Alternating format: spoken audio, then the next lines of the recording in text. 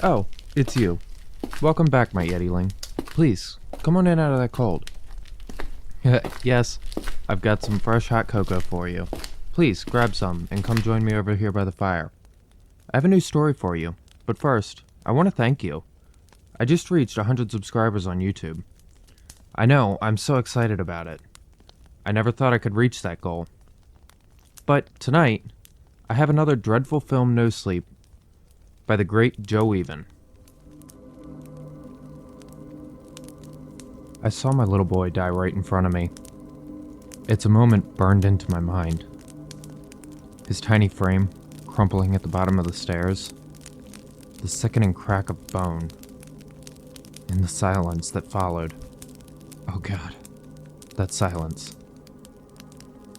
I know that this is an odd way of starting this, but I just mean, I hate silence. Silence has a way of stretching moments like that, making them infinite. The paramedics said it was an accident, but the look in their eyes told me that they didn't believe me. Neither did my wife. It's been years, but the silence still gets under my skin. So much so that even when I was a kid, my parents used to tell me to turn off the TV and go to bed, but I couldn't sleep without something playing in the background. A sitcom, the hum of a fan, anything to keep the quiet away. I even slept with headphones on for many years. Silence stretches things out. It makes my mind wander to places I don't want to go. That's why this building is so hard to live in. It's dead quiet. No neighbors arguing through thin walls. No music playing in the distance. Just this oppressive, suffocating silence. I don't even hear footsteps in the halls. Not once in the 6 months that I've lived here. The apartment is part of a government housing program. They called it temporary.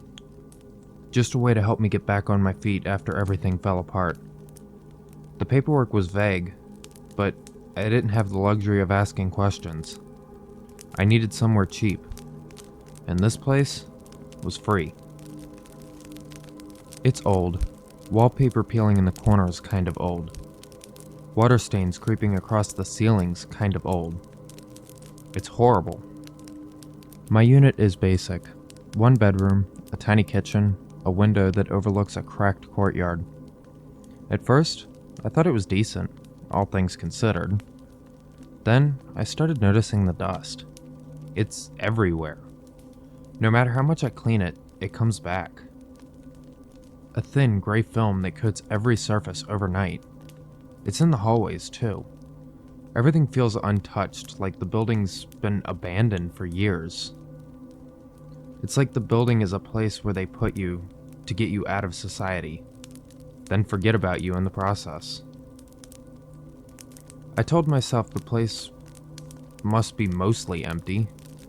It would explain the silence, right?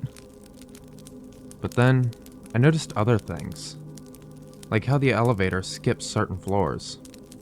The button for the 3rd floor is there, but it doesn't light up when you press it. I thought maybe it was broken. Until the night the elevator stopped there on its own. It happened just a few days ago. I was coming back from a late walk in the lobby, trying to shake off another sleepless night, when the elevator stopped on one of those inaccessible floors, the 3rd floor. I didn't press the button. I didn't even realize it had not reached my 4th floor yet. Then the doors opened. There was a faint buzz coming from the fluorescent lights inside. One of them kept flickering at irregular intervals. It didn't look like the rest of the building. The entire area was bright white and smelled like rubbing alcohol. The kind that would burn your nose. Very clinical. I eventually stepped out, half expecting someone to jump out and yell boo, like it was some elaborate prank. But the hall was empty and silent. I walked forward. My footsteps seemed to echo through the hall. There were these doors lining the walkway, and all of them were locked. They had little glass windows, but since the lights were off in the rooms, I couldn't see in. One door stood out in particular, though, a metal door directly at the end. A soft hum came from behind it, the only sound breaking the stillness. When I opened the door, I found an office. It was as run down as the other floors in the building. Rusted filing cabinets, a desk cluttered with papers. But with a modern computer and monitor showing security cameras from a bunch of different rooms on each floor. Someone was spying on us. At that moment, I realized there were actually a lot of other residents. I looked down and saw a coffee sitting on top of the desk, still hot and steaming. Someone had just been in here. Then, I saw the files. There were stacks of them, spilling onto the floor, all labeled confidential. The top one caught my eye because it had my name on it. My hand shook as I opened it. Inside were pages of typed notes, observations written in sterile clinical language. Words like delusional episode jumped out at me. I flipped through and found photos of myself. One from years ago. Me smiling, holding my son, Thomas. He was so small, so full of life. The second photo was different. I looked older, haggard, wearing all white clothing. Thomas wasn't in that one. The notes grew darker. Fixation on deceased son. Fixated on growing silence. Someone was clearly trying to screw with my head. Someone was trying to frame me. I am not crazy. I dropped the file back onto the desk and backed away. A noise behind me snapped me out of my thoughts. Footsteps. I spun around, but the hallway was empty. The only sound was the fluorescent light buzzing overhead. I grabbed the folder and bolted for the elevator. I couldn't sleep that night, obviously. I sat at my kitchen table, the folder spread out in front of me for what felt like hours. The notes felt like they had been written by a stranger, someone who'd been watching me through a warped lens. Someone wanted me to be sick. They described things I didn't remember doing, conversations I didn't recall having. The next morning, I went to the building manager's office in the lobby.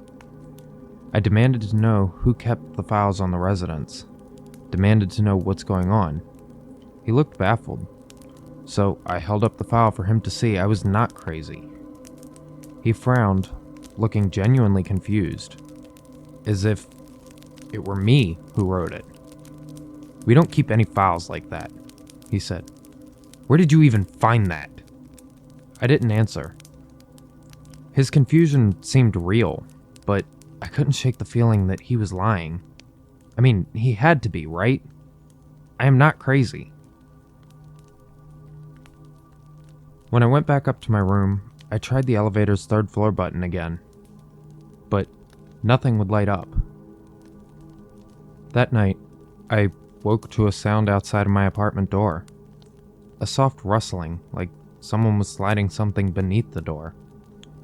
I crept to the peephole, but no one was there. When I looked down, I found another folder lying on the floor. It didn't have my name on it, so I thought it wasn't mine at first. This one was labeled Administrative Notes, number 427. I opened it. Inside were what looked like records of staff rotations for a particular room. One page stood out. Patient number 427 displays increased curiosity about restricted areas. Recommended measures, heightened observation, and restricted access to communal areas. Check-in through in-room security cameras periodically. The blood drained from my face.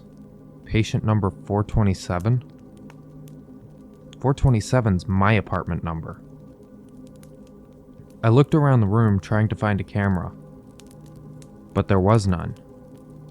I must have torn apart the entire place looking to find one. I am not crazy. Someone is screwing with me, and I don't know why. I don't know what's real anymore. I hope this reaches someone out there. Most websites are blocked on the building's Wi-Fi, but they don't realize there are ways to get around it. So, I'm writing this from the desk in my apartment. My door locked. Every light in the room turned off, so that they can't see me. I keep telling myself that this is all a misunderstanding.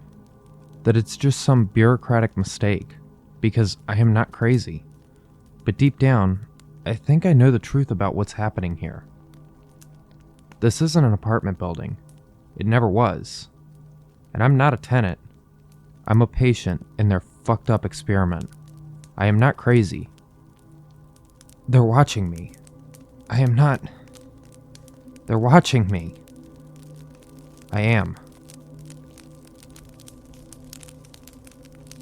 Hey guys, thank you so much for listening to tonight's video. I want to thank everybody again for getting me to 100 subscribers. I know this doesn't seem like a big accomplishment to some people, but to me this is huge.